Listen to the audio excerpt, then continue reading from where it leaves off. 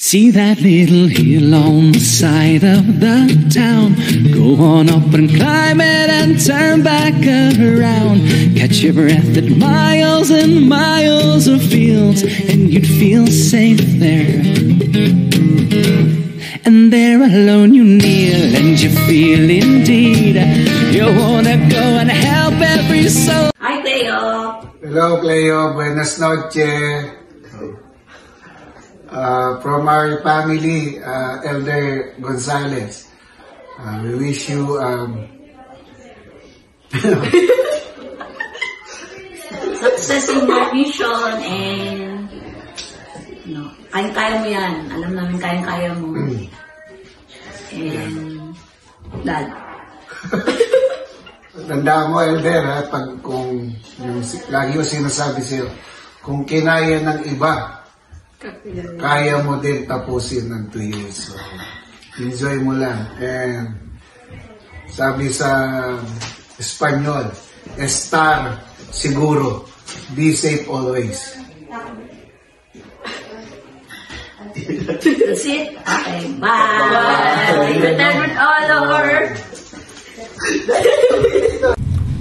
Hi, Cleo! Una sa lahat, gusto kong sabihin na sobrang grateful ako na isa ko sa mga naging kaibigan ako. Grateful ako sa lahat ng memories natin together, sa lahat ng mga gala. And thankful ako na isa ka sa mga naging kaibigan ko. Gusto ko lang sabihin na sobrang masaya ako para sa iyo. Although sa susunod 2 taon, hindi na tayo magkikita, hindi tayo makakagala muna. May saya ako para sa iyo and para na rin syempre sa future mo. Ayun, good luck sa mission and sana magkita tayo after 2 years. Bye-bye! Hello, Cleo. Ayun, kahit nalulungkot man ako na aalis ka ng bansa pansamantala.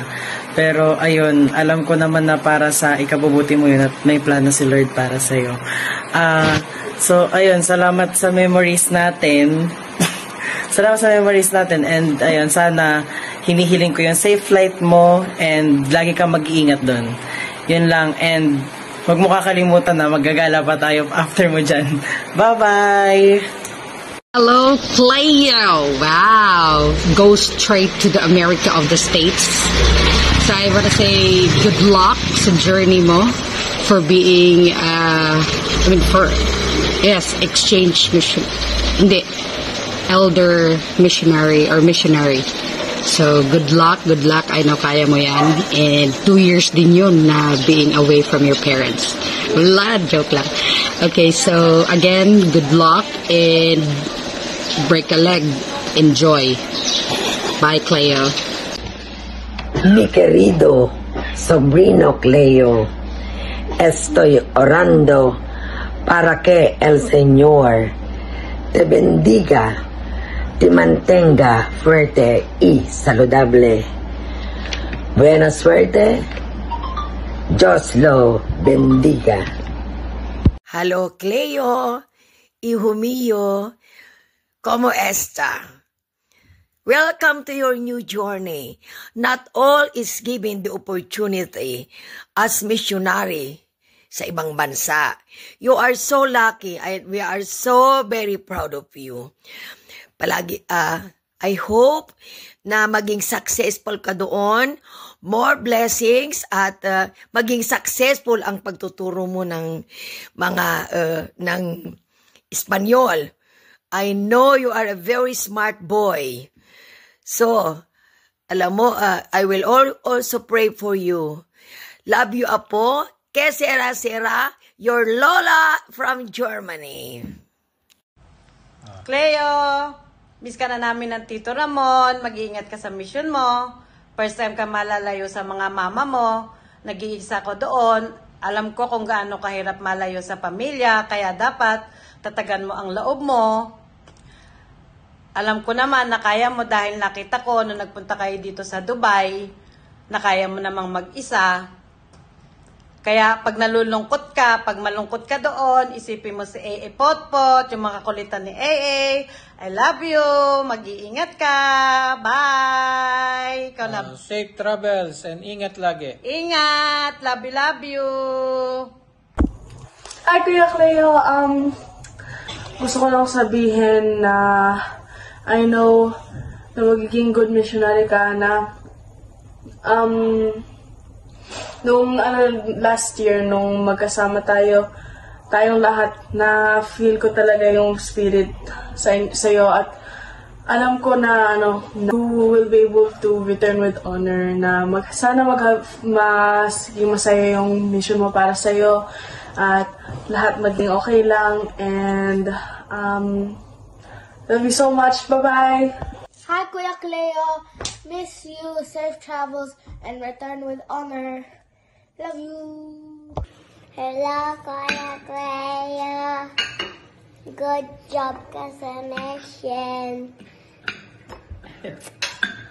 Hello, Elder Gonzales. Saya kami dahil pinili mong mag-serve ng mission. I know that the Lord will bless you because of your desire to serve Him and also His children. And I know your life will be blessed kasi maganda yung bagay na gagawin mo. Lagi kang mag-iingat doon at just pray always for help. If you don't know what you're going to do, ganyan, just pray and ask for His guidance. And good luck. We love you. Yan.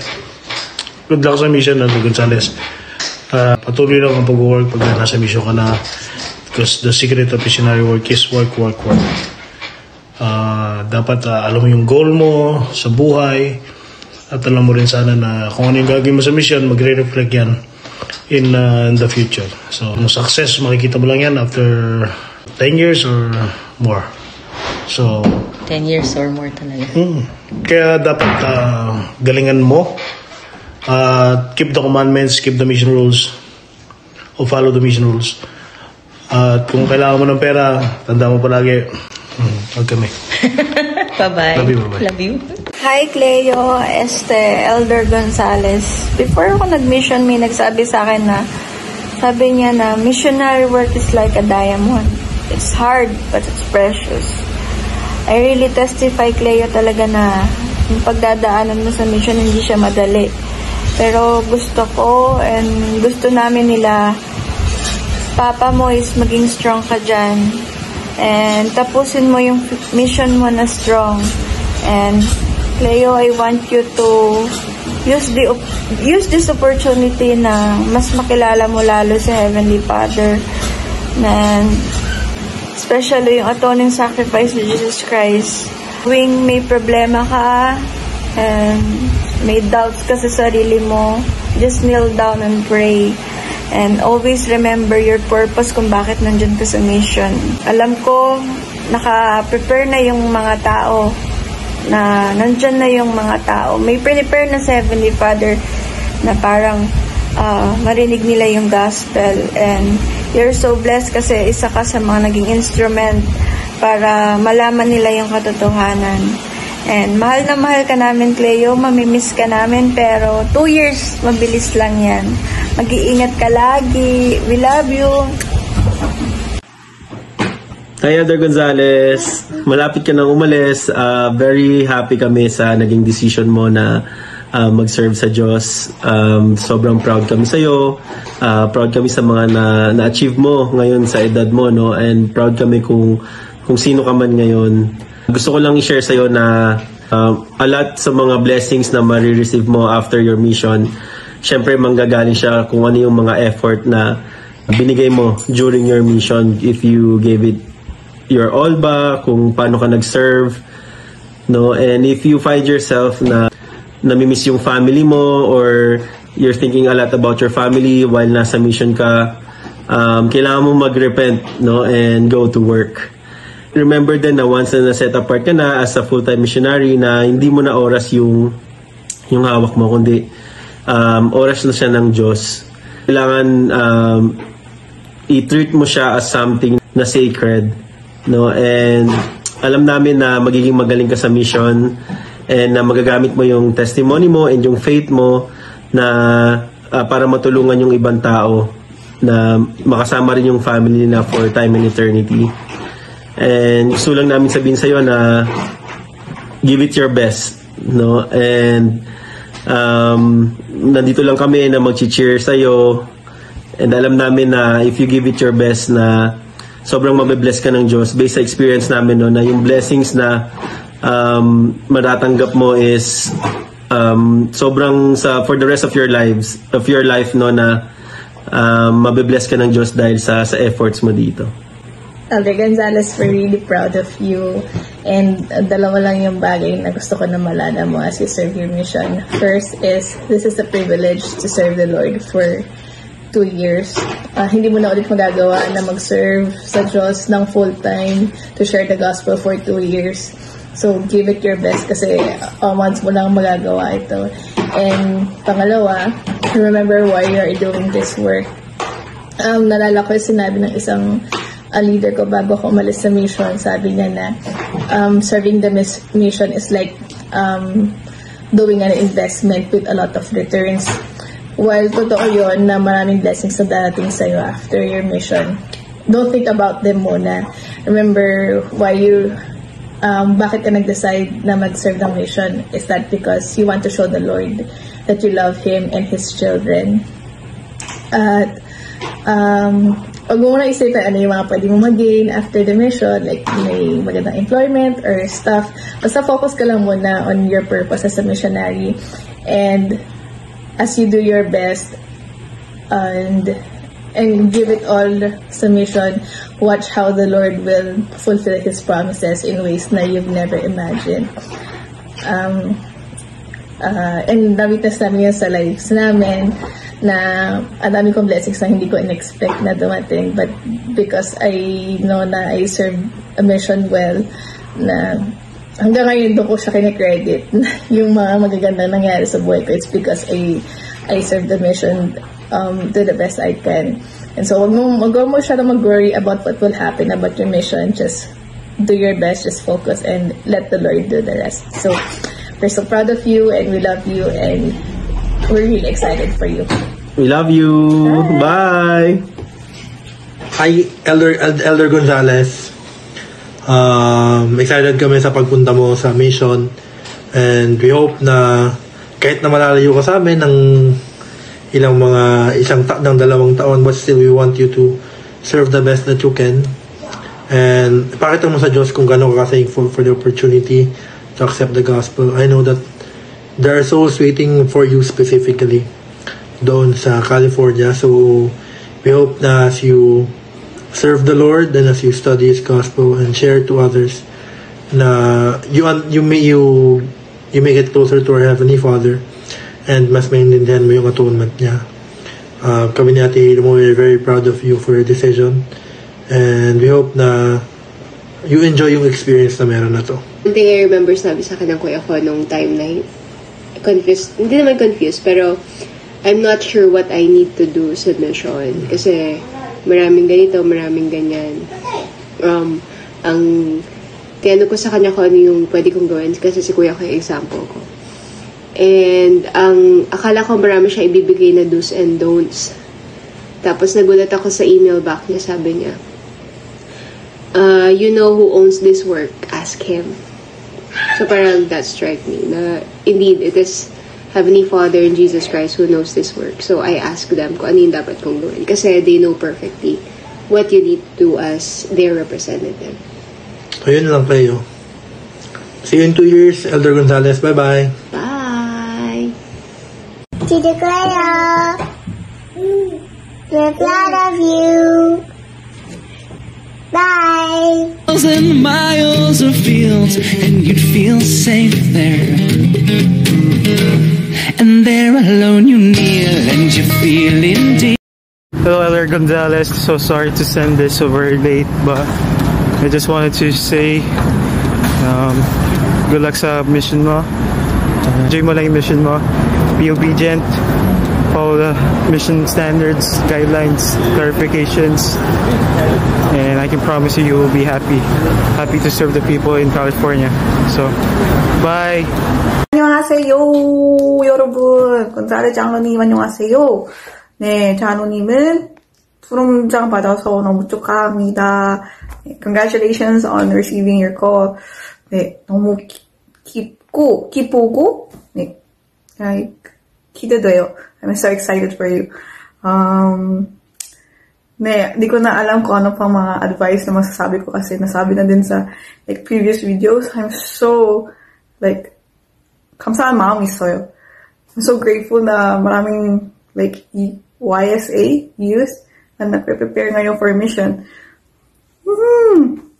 네, but I'll try to come up with like advice.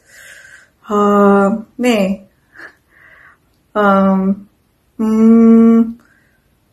네, 그 장로님은 시련 있을 때 그냥 예수님과 하나님을 의지해야 돼요. Just whenever you have like trials, especially during your mission, just rely on God, just rely on the Heavenly Father and Jesus Christ, and trust yourself more. I know they are situation na mapapaisip mo if hasuisur ka, like how can I really do this? But you have been called. Woohoo! So you can do this. Heavenly Father Jesus Christ believes in you. And Tanza, your family, Tanza Ward, your family, 네, believes in you. So fighting 하세요. 네, always grab the opportunity to testify Christ, and your mission will be a great opportunity to know more about Him. So as you learn, try to apply those you learn and share it to people. 네, 그만 얘기하고 싶어요. 네, 안녕. 잘 주무세요. Ayan, hi Cleo. Kamusta ka? Ayan, mag-mission ka na rin, no? Steve. Siguro masabi ko is, be obedience all the time and always welcome ka niya. Si mission, marami kang may kilalang kaibigan, no? At mamimit. So, cherish mo lang yung mga memories na yon. Ganun din yung mga kaalaman na matututunan mo sa mission. At alam ko, ito yung magiging the best 2 years ng life mo. Sa mission, sobrang ikli lang siya. Yung 2 taon, sagit lang talaga yun. Kung nagkataon nga lang na nakita kami ni Bishop Gonzales sa open house ng Temple ng Ordoneta, edi nakawin na rin ako ngayon. Hindi, joke lang. Sige, siguro sa mission mo, do your best lang. Always do your best and the Lord will do the rest. Pero yun lang naman. Sige, Cleo Gonzales, good luck. Ingat sa mission and enjoy lang. Sige, peace out. Okay ba? Ayan, sige. Maayong, basta maayo na hindi ko kabala kung saan nyo mapanood na. Pero para to kay Brother Cleo, hindi para sa wife. Na kabalo ko, no, Brother Cleo, future Elder Gonzales is nabatian ko, lapit ka na maghalin. Masaya ako para sa iyo na magserbisyo. Kung may choice tayo na mag-mission, may ara tayong desire.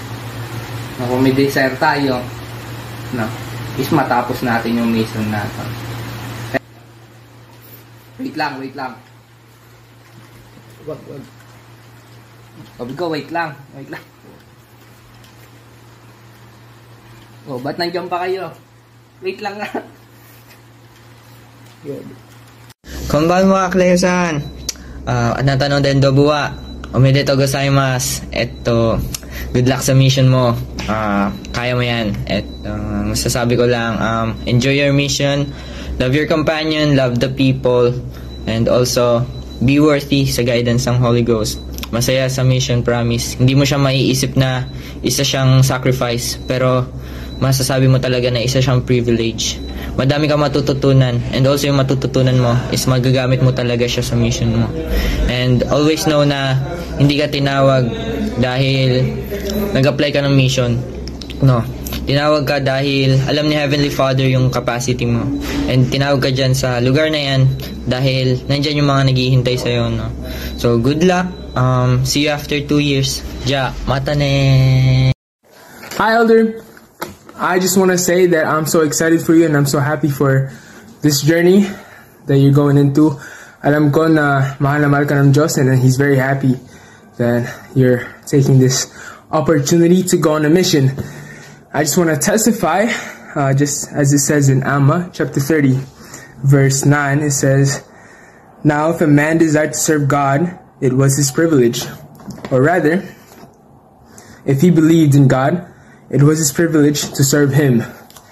And serving a mission has 100% been a privilege for me, and I know that it's also a privilege for you. And alam ko na marami kang matututunan. You'll experience a lot of crazy things, a lot of joy and a lot of peace. Also, because there's opposition in all things, there's also some hardships. And I know that God will always be there for you, and He loves you so much, and I wish you all the best. And Elder Gonzalez, you will do good. And so, all the best, and adios. Hello po, Tansa World, and especially kay Cleo, soon to be Elder Gonzalez. Ayan, super masaya si Sister Alagar na malapit ka nang pumasok ng MTC or malapit ka na mag-start ng online MTC mo. Super masaya ako sa decision mo, especially yung family na meron ka, super masaya sila. And ganun din si Heavenly Father and si Jesus Christ. Naalala ko lang nung bago ako umalis, like super marami kang tanong about sa preparation ko, ano yung mga ginagawa ko para mas makapag-prepare, and ano yung nararamdaman ko, ano yung mga parang ina-expect ko sa mission ko. Like super marami kang inspired question ba. Pero nung pagdating ko sa MTC, ikaw yung una-una nag-email na kamusta ka. Di ko maalala kung ate ba yung sinabi mo or sister. Basta yun, like sabi mo nga na super excited ka din na makapag-prepare, ayos ng paper mo. And ngayon na meron ka ng call and ilang days na lang is masiset apart ka na as full-time missionary talaga. Meron na ulit na Elder Gonzalez. Ayun no, 3 na agad sa field. So, super proud kami sa'yo. Despite sa mga na-experience mo, alam ko super strong ka na ngayon. And lagi mo tatandaan na, super love ka namin. Super love ka ni Heavenly Father and especially si Jesus Christ na nagtatrust siya sa'yo na dalhin yung pangalan niya kasama yung apelido na meron ka. Naalala ko lang yung mga na-experience ko nung trainee days ako or nung bago pa lang ako sa field.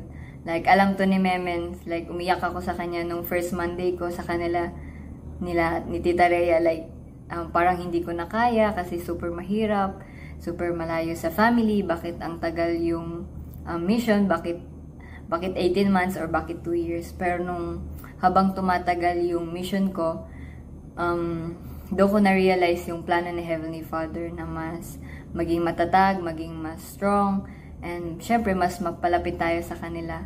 Kasi kahit lumaki tayo sa church, kahit lumaki tayo na mayroong gospel sa buhay natin, is iba pa rin yung makonvert talaga natin yung sarili natin sa Ebanghelyo ni Jesucristo. Kasi lagi mong tatandaan na sa mission is hindi ka lang nagko-convert ng ibang tao, kundi kino-convert mo din mismo yung sarili mo. Si Elder Gonzalez, ikaw mismo, is naalala ko yung sinabi ng mission president ko, yung una kong mission president, and sabi niya na yung sa mission is, kasi English siya, so Tagalogin ko na lang. So yung mission mo is hindi mo agad-agad siya matututunan lahat-lahat, especially yung language. So kailangan mo magtiwala din sa sarili mo, and especially kay Jesus Christ and Heavenly Father na kaya mo talaga. Dahil alam ko, dahil sa language barrier is mag-struggle ka din. Pero kung patatatagin mo yung faith mo, yung trust mo, is makakaya mo talaga siya. And gusto kong magbasa ng isang scripture verse. Ito yung tumulong sa akin na mas maging matatag noong time na parang may nangyari sa akin, like health condition ko. So dito siya sa Doctrine and Covenants section 112:19. Sinabi dito na, "Wherefore, whithersoever they shall send you, go ye. I will be with you, and in whatsoever place ye shall proclaim my name, an effectual door shall be open unto you, that they may receive my word. So, sabi nga nila na, it is not where you serve, it is how you serve. So, alalahanin mo na kahit sa ibang lugar ka, ibang language, is isa lang yung pinoproclaim natin. Like, ito lang yung everlasting gospel ni Jesus Christ na alam natin makakatulong sa bawat families na makikilala natin. And yung mission, hindi siya talaga madali. Super mahirap siya. Pero, super masaya. Mahirap siya in a way na kasi maraming rejection, especially sa ibang bansa na iba yung mga conversion doon. Pero, lagi mo tatandaan na lahat sila is may opportunity or meron silang karapatan na ma-receive yung gospel. And tinawag ka ni Jesus Christ para isa ka sa maging representative niya. And alam ko, super marami kang matututunan sa mission mo. Na ako mismo, hindi ko inakala na ganito yung magiging effect ng mission ko. Kaya, sobrang grateful ako sa family na meron ako.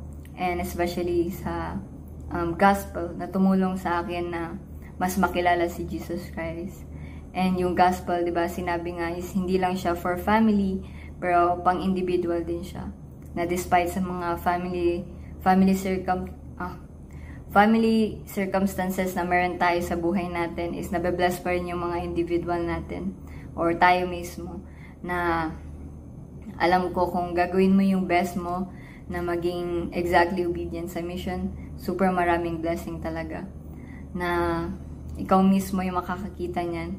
Dahil ikaw lang yung nakakakilala sa sarili mo, ganun din na alam ko si Heavenly Father sobrang gusto niya na malaman mo na despite sa mga mangyayari or mga ma-experience mo sa mission, lagi mong tandaan na nandyan sila, nandyan si Jesus Christ para i-lift up ka and enjoy mo lang yung 2 years.